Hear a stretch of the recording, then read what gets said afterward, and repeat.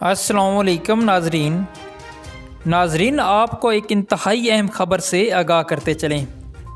پاکستان میں موجودہ سیاسی صورتحال کو دیکھتے ہوئے صدر مملکت ڈاکٹر عارف علوی نے بڑا اعلان کر دیا۔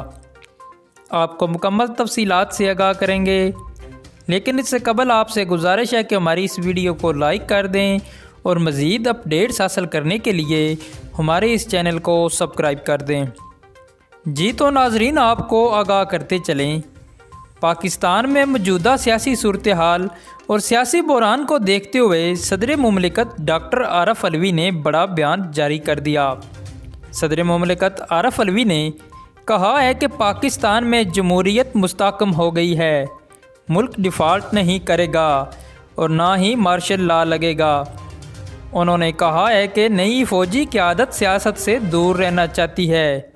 نئے آرمی چیف کے حوالے سے بات کرتے ہوئے انہوں نے کہا ہے کہ نئے آرمی چیف اچھے انسان ہیں، وہ اداروں کے درمیان عدم اعتماد کو کم کریں گے اور مجھے امید ہے کہ سیاستدان بھی عدم اعتماد کو ختم کریں گے۔ اسحاق ڈار سے ملاقات پر بات کرتے ہوئے انہوں نے کہا ہے اسحاق ڈار میں مفاہمت کا ٹیلنٹ ہے، وہ بھی اس سیاسی بحران سے نکلنے پر مل بیٹھنے پر تیار ہیں۔